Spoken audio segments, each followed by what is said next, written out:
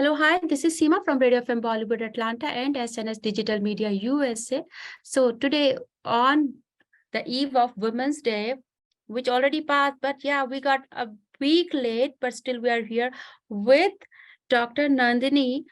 And Dr. Nandini is going to guide us on weight loss, which most of this, I think I needed it. So Dr. Nandini is here with us. Dr. Nandini, please introduce yourself and let us know how you are going to help us with the weight loss with healthy lifestyle. Over to Dr. Nandini. Hey Seema, thank you for the introduction. And I'm Dr. Nandini Sankredi. I'm board certified in family medicine, lifestyle, and obesity. And I'm doing the session with Seema today. So it's going to be posted in Facebook. And whoever got the link, they're going to get it. I do the videos on with the name of Style Your Health MD, and this time, like, we have Telangana Development Forum, who was collaborating with us. So thanks, Seema, for hosting it. Thank you, Nandini. And so we have viewers here, people registered with us, and for the next session also we are going to put a video and a link if anybody want to register with us. And Dr. Nandini's page is health. What's the name of the page, Dr. Nandini? Style Your Health MD. Style Your Health MD with Dr. Nandini. Yes, Style Your Health MD. So let's start the question and answer session. We have questions. Yes. Yes, we got 8 questions. And then people, if you are there, you want to ask a question direct to Dr. Nandini, you are more than welcome. So let's start with my question. When do you call a person as unhealthy weight like me? So, Seema, the thing is with unhealthy weight or obese, there is a different scale for Southeast Asians and there's a different scales for Caucasians. So when you go to the doctor, the BMI is the main way of measuring the weight. So when you do the BMI, like usually the Caucasian scale starts from, like, if your BMI is more than 25, then you are considered as overweight. But the problem with the Southeast Asians is even if your BMI is more than 23, you're considered as overweight. And you have a high chance of getting chronic diseases. And if your BMI is more than 27, you are already classified as class 1 obesity. And what do you think about the crash diets? Everybody suggests, okay, do this 1 week, 10 to 10 days, and you'll become thin. So what do you think about losing the weight and using these crash diets? So the problem with these crash diets, these are more popular these days, like keto diet and, like, all kinds of diets with, like, Weight Watchers, with all the stuff. The good news is they all work. And the bad news is they all fail. Oh. The reason why they fail is food is not just something which we eat just to live. Food is an emotion. So there is an emotional component. So the problem is, like, our emotional drive, that's called the hedonic drive in the brain, that keeps dragging us back to the food, what we are stopping, what we are going to stop. So that kind of makes us, like, more crave for the things which we, and these diets are not sustainable. You cannot do these diets for long term. Like, you have to give up at some point. And when you give up, you're going to gain more weight than what you've lost. Oh, wow.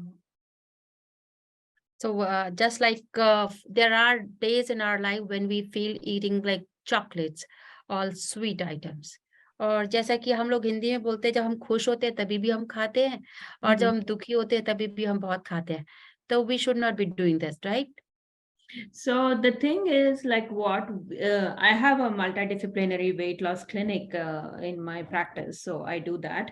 So what we tell them is, we never tell them to follow a particular diet. We tell them to, like, avoid certain foods and, like, control on the portion sizes.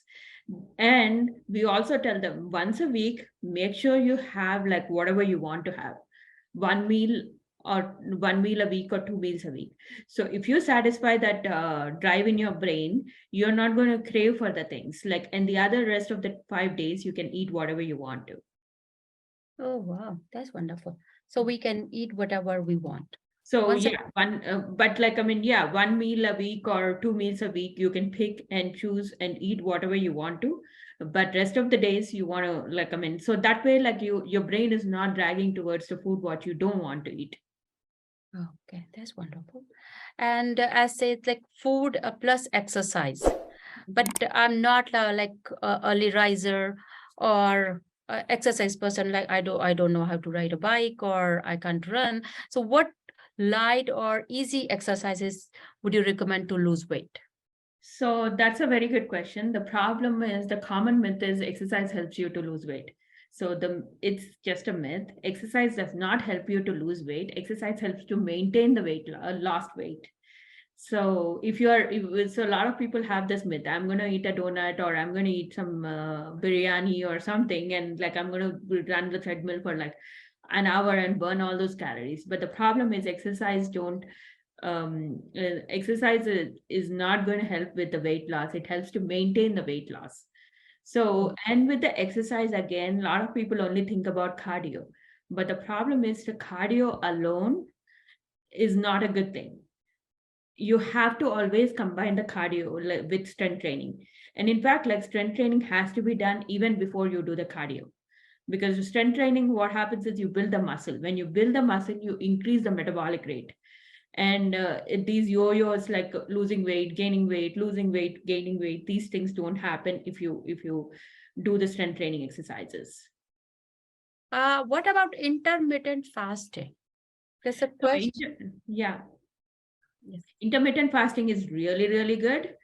To be honest, like there are a lot of different ways of doing intermittent fasting, but the one which most of my patients do and it works for them is they have like early dinner around like 6:37, and they don't eat anything like until late in the morning, like 10 o'clock or something. So that way, like you get like 14 to 16 hours of fast. So that is more sustainable. You have very late breakfast or no breakfast. And but so the main idea behind the intermittent fasting is mainly there is a hormone in our body called insulin. When that decreases, you have more chance of decreasing your insulin resistance, and more chance of decreasing the risk of having diabetes. And it eventually, like when your insulin decreases, you will have weight loss. Okay. So this is just for, we were talking about adults. How about kids? Because I recently met a kid and that kid is little overweight, not much, I think, as per his height, but then doctor said he's pre-diabetic. Oh my God. Mm-hmm. So what, like food wise or exercise, what is your recommendation so that kid can stay healthy? So exercise wise, you don't have to have a structured exercise unless like how I'm not sure how old the kids are, but like I mean, if you are looking at like some sports are good, like having them in Yeah, sports. so he is 14. Yeah, 14. definitely. Like any kind of sports are really good for kids. We always recommend getting them on sports. And the other thing, diet wise, like I mean, these days we see kids eating a lot of junk food and processed food.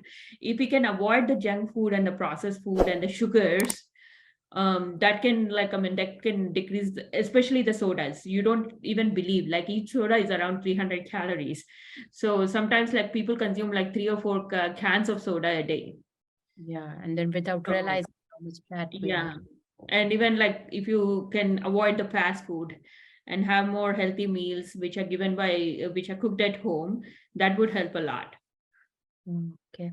And then everybody said eat more eggs. Eggs have proteins, they're healthy.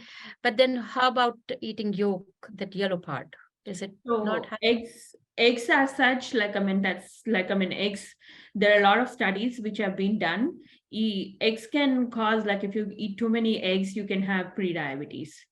So you have to be very careful about eggs. And if you just, so there are two things in the egg. So the one inside of the egg, it is rich in vitamin D. And some people don't eat the inside egg and they eat the outside egg. The outside part of the egg, it has evident. So which what it does is it mainly decreases the vitamin D in your body. So basically what people are doing is they throw the yellow part and they eat the white part without knowing that it can decrease the vitamin D. Oh, wow. And eggs can itself increase the cholesterol levels. Wow. When we happily think, oh, we are not eating that unhealthy yellow part. That's what we also do in the family. But thanks Yeah, for that. maybe 1 or 2 eggs per week and not more than that. Okay. All right. Thank you so much. So we are here on Radio FM Bollywood Atlanta with Dr. Nandini, and you all are invited to ask questions and follow her page, Style Your Health MD. When she has her own YouTube channel, you go and follow see the videos to maintain a healthy lifestyle. So next question is, how does weight loss or following healthy lifestyle helps with the diabetes? That's what I think you So, answer. yeah, so when even 5 to 10% of the weight loss can make a huge difference in your blood sugars, huge difference in your cholesterol levels, and huge difference in your diabetes and everything, pretty much. So the reason why I say that is, like, I mean, it's proven actually. I have few patients, like, when they start losing weight, I have to get rid of their blood pressure medications. I have to get rid of their diabetes medications. They don't need those so many medications anymore because they're already getting healthy. Wow. So eating healthy and exercising are Mhm. the best tools to stay healthy. And other than some people say, no, okay, take this pill, that tablet to reduce, and then you can easily and you quickly reduce weight. What do you think? Weight loss medications? So weight loss medications, there are some of the medications which are FDA approved. And I do that in my practice because I'm an obesity physician. So Mhm. weight loss medications as such, I mean, now the best medication which is everywhere in TikTok, and Elon Musk tweeting that he's on Wegovy. Wegovy is one of the weight loss medication, and like there's Quintermin and Topamax, which comes as Kisimia, Contrave. There are a couple of them, but the problem is with the insurance coverage. Not all the medications are covered under your insurance. And the other thing with the weight loss medications is it has to be individualized. Before starting any weight loss medication, we always give, like, I mean, all the contraindications for that medication and what to expect and what not to, what you should not do, and all kinds of stuff. So it's a lengthy discussion. It's just not like there are some med spas outside, like, I mean, which are trying to do that, like semaglutide, but they charge you thousands of dollars. Please don't go for it because they're not FDA approved.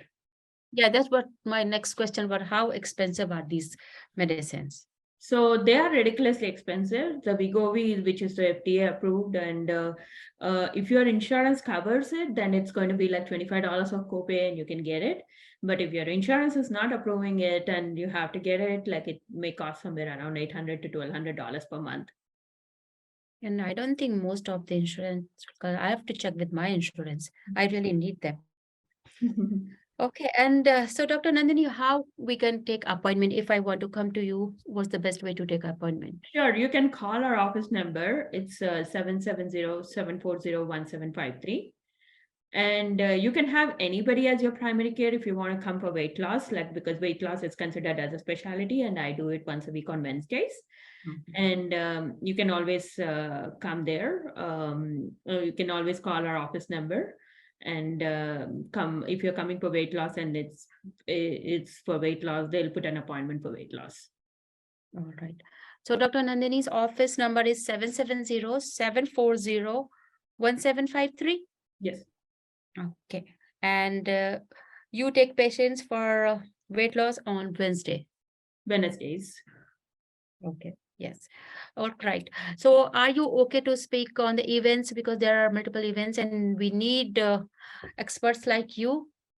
Sure, absolutely. Like, if my time permits, I'll definitely. So what time? Like evenings? It depends. Like, more, I'm off on Mondays, so Mondays would be the better day. But, like, I mean, I'm off for the weekends, but it depends on, like, I mean, so it depends on whatever time, if I can get time, and I'll be able to. Most of the events, yeah, most of the events takes place on weekends Yeah, actually. and so That's if why I get time, yeah. I'm asking. But again, thank you so much. And again, do you have any questions, Karan, or anybody else online? I don't have any questions. Okay. Thank you, Karan. Yeah, I Yeah, think we'll he's just record it, and then that we'll just post it on Facebook. I think that's. all right. So we were in conversation with Dr. Nandini, and to follow her page, go on to Style Your Health MD on Facebook, and she has her own YouTube channel. Again, The name is Style Your Health MD. And for any questions, you can call her clinic. 770-740-1753. Thank you, Dr. Nandini, and Thank you. wish a very happy Women's Day. Thank you.